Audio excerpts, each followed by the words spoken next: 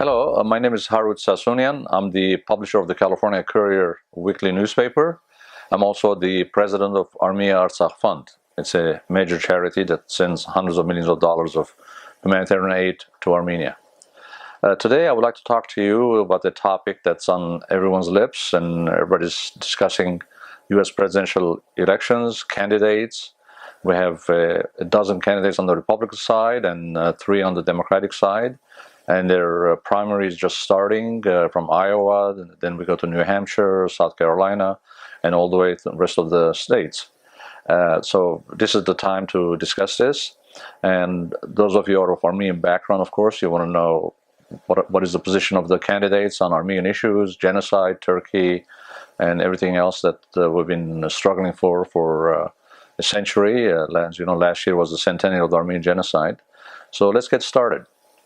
The first question I'm asked, which of the dozen or so candidates that we should vote for?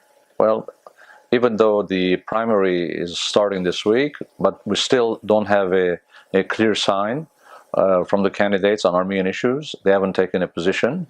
A couple of them we know from past elections and from their past positions.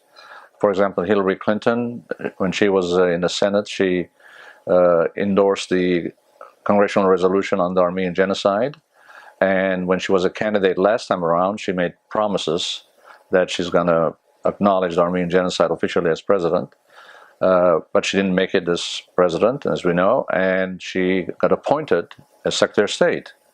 Well, it's very disappointing, and you must know this, if you don't, that Hillary Clinton, when she was a Secretary of State, when she was asked about the Armenian genocide, and he said it's a historically controversial subject, avoided using the genocide word, and basically was ducking the issue, which is the same thing that many other candidates, when they become president, have done. And we see, unfortunately, today's Secretary of State, John Kerry, do the same thing. John Kerry was a friend of the Armenian community for 25 years when he was in the Senate. He was a strong supporter. He advocated for the genocide recognition and congressional resolutions he co-sponsored, but ever since he became Secretary of State, not one word from him. Same situation with Obama and his Vice President Biden. Both of them, during the campaign and earlier in their Senate careers, they made lavish promises, acknowledging the genocide, saying there's no dispute, criticizing, condemning President Bush for not keeping their promises. But when they came to power, one as president, the other as vice president, they did the same thing as Bush Jr. did, Bush Sr. did, and before them Clinton did, Bill Clinton. And so we're now in a situation where Hillary, of all the candidates we have, is the one that had made promises in an earlier candidacy, and then she reneged on her candidacy. So those who already fooled us once, obviously we can't trust them and let them fool us twice. If we let them fool us twice, then it's our fault, not the candidate's fault. The remaining majority of the candidates, they haven't taken a position. A few months ago, Marco Rubio was a Republican. He issued a statement acknowledging the genocide. He also co-sponsored the genocide resolution a couple of years ago. And a couple of months ago, on the Republican side, Donald Trump made a critical statement about Turkey, which got some Armenians excited. But we cannot base our positions on such serious matters on an emotional reaction or emotional issues. We need to wait. We need to hash out their positions. We need to know much more about them in terms of what their stands are.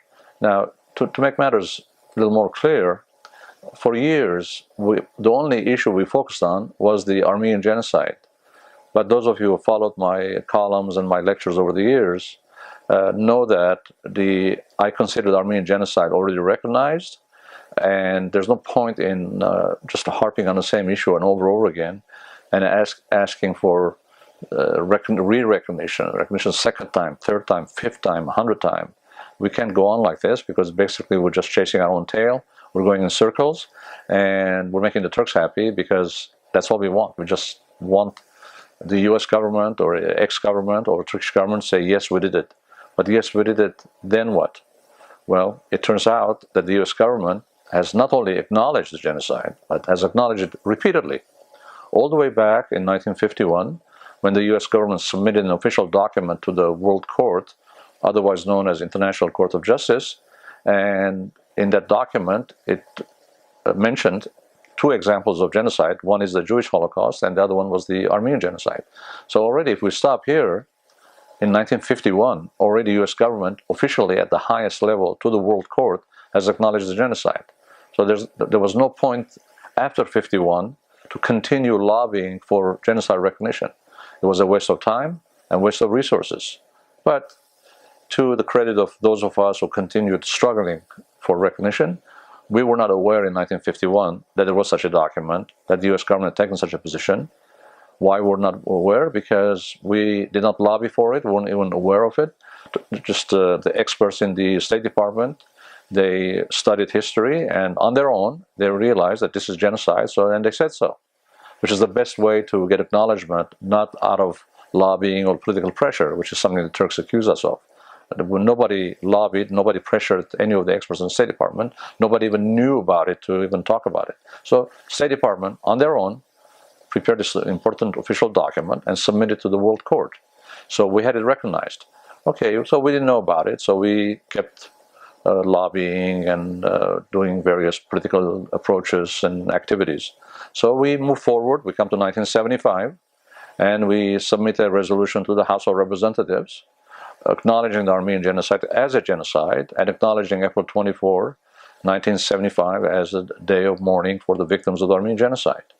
That resolution, it may surprise many of you if you haven't followed this issue in my columns, that resolution in 1975 was adopted by the House unanimously with no opposition, not a single vote against it. And for some unknown reason, after the House passed that resolution, the Armenian American community kept on lobbying for more genocide recognition, which was not necessary. And for years we tried to get another resolution acknowledged, adopted. And in 1984, finally, the House passed a second resolution basically saying the same thing as the one that was said in 1975, that the Armenian genocide is a historical fact. And April 24, 1984 should be acknowledged as the day of mourning for Armenian victims of genocide. So now we have the World Court document in 1951, we have two House resolutions in 75 and 84. And if that wasn't enough, President Ronald Reagan in 1981, on April 21st, 1981, in a presidential proclamation, speaks about the Armenian genocide using the term genocide. So now we have two House resolutions.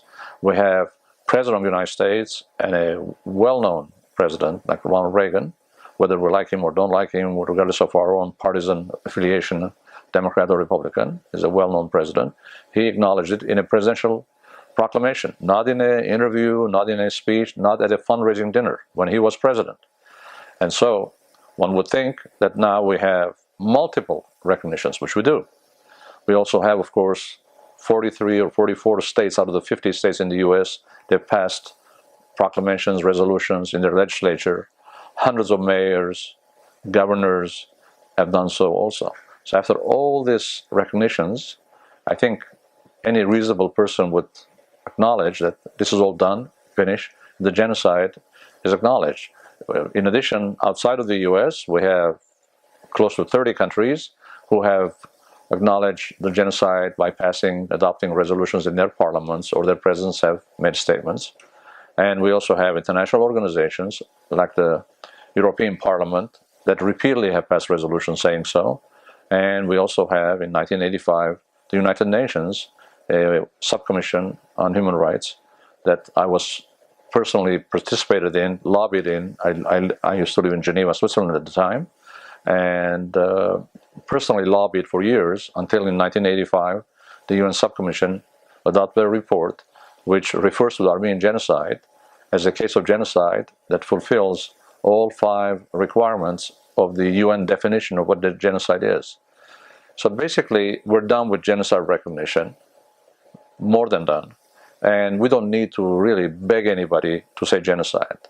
and we have a dispute with Obama, and most people don't misunderstand the purpose of the dispute with Obama. It's not because we need Obama to say genocide. Basically, Obama should say genocide for his own sake, because he made a promise. He should keep his promise. If he doesn't keep his promise, he's going to be a liar. His name is going to go in history as a liar. So for his own good, he should say genocide, not for us. We already know it's genocide. We knew it was genocide, even though that term didn't exist in 1915. But our grandparents, they were victims. They suffered. They went through it. We knew what it was. It was an organized attempt by a state to eliminate an entire race.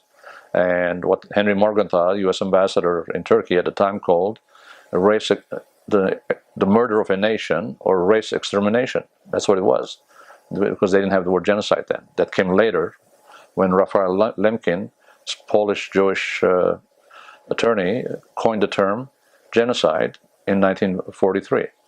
Since then, we prefer that we use genocide. And I must add here, as an aside, that we should really not use other words as substitutes, because those other words are basically used in order to avoid using the term Armenian genocide, and we should not fall victim for it. For example, Obama last few years, every April 24, issues a statement, and he uses the Armenian words mezirern. And some Armenians get excited, they get happy that he used Armenian terms, except that the rest of the world doesn't speak Armenian. Those words, mezirern, has no meaning to anybody except us. And unlike the word Shoah, which has now become a universal word, mezirern is not a universal word and has no legal consequence like the word genocide does. So basically, it's just a descriptive word in Armenian. It was coined at a time when the word genocide, or in Armenian, ցեղասպանություն, did not exist. So we should avoid using whether we mezirern or deportation or massacre or ethnic cleansing. We should just simply call it what it is, genocide. That's what most experts say. That's what the UN said. That's what the European Parliament and close to 30 countries have also said it. And basically, that's what it is. Just because Obama does not say genocide, well, I say shame on him, and shame on anyone else who ducks the issue and doesn't acknowledge the facts of history for political reasons, expediency reasons. It's a shame, because we can't play politics for any reason with genocide, with the killing of millions of people. I tell our Jewish friends, because Israel also doesn't recognize it for political reasons, Armenian genocide, I tell them, can you think of a single reason why somebody should not recognize the Jewish Holocaust for some political, economic reason or a strategic reason? And they say no. Well, if you should not deny the Holocaust, and I agree that it should not be denied, then you should also not deny the Armenian genocide, because there should be no double standards between victims of mass murder, whether they're Armenians or Jewish or Hutus or Cambodians or Rwandans. It doesn't matter who you are. If you're a victim of a genocide, it's a genocide. We don't play politics. It's shameful to play word games, to use euphemisms. We should come out and say what it is. And it's a historical fact. We can't go back and change an event that took place 100 years ago, or 70 years ago, or 200 years ago. Those are historical facts, and we should just say it the way it is, and then live with consequences. In fact, it takes a strong nation to acknowledge the dark chapters of their history, just as Germany did after the Nazi regime. They acknowledged that Hitler was a pariah, and he was a mass murderer, and Germans are not happy what their predecessors did, but they acknowledge, they don't lie, they don't cover it up. But today's Turkish leaders, they lie about it. They try to cover up that their ancestors committed such a heinous act. But they did. It's too bad. And once they acknowledge and make amends for it, we can move forward. Until then, we cannot forget it, because if we forget it, then we'll be encouraging the next mass murderer to kill some other people. As you all know, the famous quotation by Hitler in 1939, when he said, on the eve of invasion of Poland and the start of the Holocaust, he said, "Who, after all, remembers today the extermination of Armenians?" And Hitler knew that the Turkish killing of Armenians in 1915, the genocide, was not remembered by the world. No action was taken against Turkey, as a result of which Hitler thought he would also get away with murder. In fact, get away with murder, which is what it is. And he thought he would. And he was encouraged that Turks got away with murder. Fortunately, in Hitler's case, it ended up very badly, and he was killed, committed suicide, and he lost the war. And a new German government came, much more liberal, much more civilized, and much more humane, and they acknowledged what it was. And in fact, Willy Brandt, the Chancellor of Germany, came on his knees and begged for forgiveness and apologized for Hitler's regime and Nazi regime killing the Jews. And we're waiting for some liberal, civilized Turkish leader to come one day, get on his knees in Yerevan at Zizanagapert, at the Monument of Genocide Martyrs, and apologize and acknowledge that in fact there was a genocide. But we're past that stage. We acknowledge that the genocide was recognized, and we move forward. How do we move forward? We ask that the Turkish government, whether they acknowledge or don't acknowledge it, even if they acknowledge it, that's not the end of the story. They need to restore back to Armenians everything taken from us, whether that's personal property, bank accounts, jewelry, houses, cemeteries, churches, schools, or even our historic homeland, Western Armenia. All that has to be returned to us. Basically, to put it in a catchy phrase, I would say return everything that can be returned and compensate for whatever cannot be returned, like the lives of 1.5 million people. Those people cannot be brought to life, but there should be compensation paid for the victims and their heirs. So right now, the genocide issue is not a key issue that we should go to presidential candidates and beg them to acknowledge it. We're past that. Because if you go now, after all this acknowledgement, ask a candidate and beg them, say, please acknowledge genocide, that's already a signal that the genocide is not acknowledged, and you're raising a question whether it's true or not by asking them to acknowledge it. No Jewish leader would walk up to a presidential candidate and say, please acknowledge the Holocaust when you're president. Why? The Holocaust is acknowledged, period. Well, so is the Armenian genocide.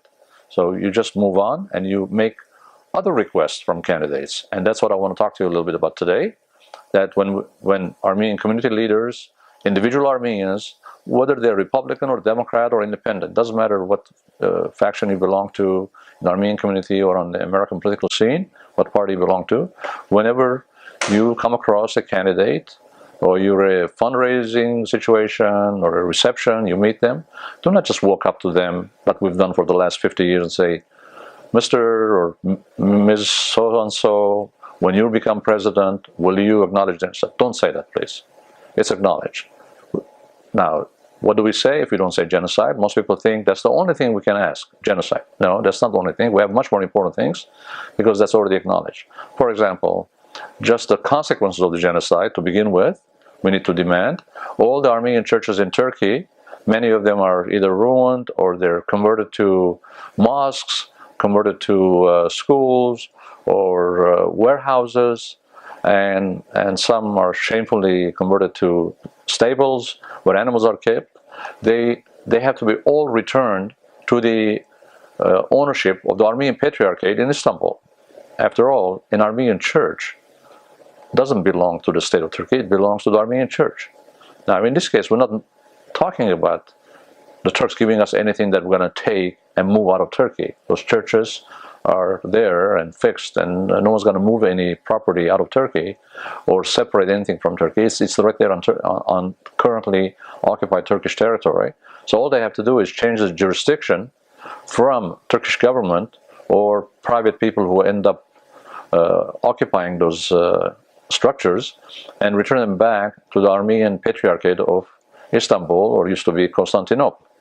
So to begin with, we need to ask presidential candidates if they support that Turkey should return back to Armenians the Armenian churches. Now that's a simple question. It's an easy one. Can you imagine any candidate saying, no, the Armenian churches should not be returned? The Armenian churches should belong to an Islamic state, or Armenian church should be owned by or be converted to mosques? Nobody would defend such a irrational situation. So that's an easy one. Everybody will say, just like, who do mosques belong to? Mosques belong to Islamic religion. There's no question about that. Who do synagogues belong to? They belong to the Jewish faith, to the Jewish people. And Armenian churches belong to the Armenian church, Armenian people. So that's a simple one. That's what we should ask for. We should also ask for compensation. We should ask for restoring back to us all the personal properties taken from us, but our schools, cemeteries, and everything else. So that's on the genocide as a consequence. Not recognition, but the consequence of the genocide, which is still with us today, 100 years later. But we have other topics beyond the genocide recognition and beyond consequences. We have, for example, foreign aid to Armenia. Armenia is a struggling economy, and people are in dire straits. There's no employment. A lot of them are emigrating. Wouldn't it be good if United States gives more foreign aid to Armenia that has given in the past in the range of $20, $30, $40 million, which is peanut for a country, and annually Israel gets $3 billion. Now, we're not asking for $3 billion, but maybe we can get a little more than $20, $30, $40 million. That would be a good thing for a presidential candidate to support. It has nothing to do with Turkey, just it's U.S.-Armenian relations. Wouldn't it be good if our U.S. government helps with double taxation, removal of double taxation? So there's the tax agreement. So if somebody pays tax in Armenia, a business doesn't have to pay tax in the U.S. If you're an American company that's invested in Armenia, then you pay your tax only in one country. You don't pay tax twice. So those are some of the important things. Encouraging U.S. companies to invest in Armenia. Then we have a major issue that we need U.S. presidential candidate support. That's the conflict in Nagorno-Karabakh or Artsakh. We have Azeris shooting at our young men and soldiers on a daily basis. We're losing young men. And all we get is the U.S. ambassador, who was one of the mediators for the conflict, James Warlick, to announce and to admonish both sides not to shoot when there's only one side shooting. That's the Azeri side. So we need a little more support. These people in a small enclave called Nagorno-Karabakh or Artsakh, and they're being daily victimized by Azeris. Basically, it's like there's a risk of a repeat of the genocide of 1915, and we need these people to give them some protection, and the U.S. government has to be more aggressive. So that's something we can ask candidates to speak out and defend the lives of and safety of the people in Nagorno-Karabakh. So those are some of the things we could do. There's a longer list, but I don't want to bore you with everything in one program, but there'll be other opportunities where we can talk about these things. But so please, next time you run into a presidential candidate, and I know Armenians are active politically, so some are Republicans, some are Democrats, some support Trump, some support Hillary, some support Cruz, and a dozen candidates. It's fine, support anybody you want. Our ultimate interest would be for all candidates, no matter who they are, to go on record, on camera, and to say, I support XYZ Armenian issue, whatever it is. And then let them go on record, and then we'll see. I know most people are going to say, yeah, but do you trust them? Are they going to keep their word? No, we don't trust them. We've learned our lesson. But is it better to make them give a promise, especially if it's not genocide promise and other things? Believe me, these candidates are more than happy to keep their promises if it's on other issues, and if it makes Armenians happy and they get more votes by giving Armenia, instead of 30 million foreign aid, 40 million, 50 million, they'll be happy to do that. So all these promises are not useless, especially when we move away from genocide into other subjects. Those candidates will be more than happy to give a promise, keep their promise, and then when they're in power, they want to get re-elected. So they'll be more than happy. So please remember this as you participate, as you're asked to donate to their campaigns, just to make the right request, a request that has actual benefit to our people. Thank you very much. I'll see you next week.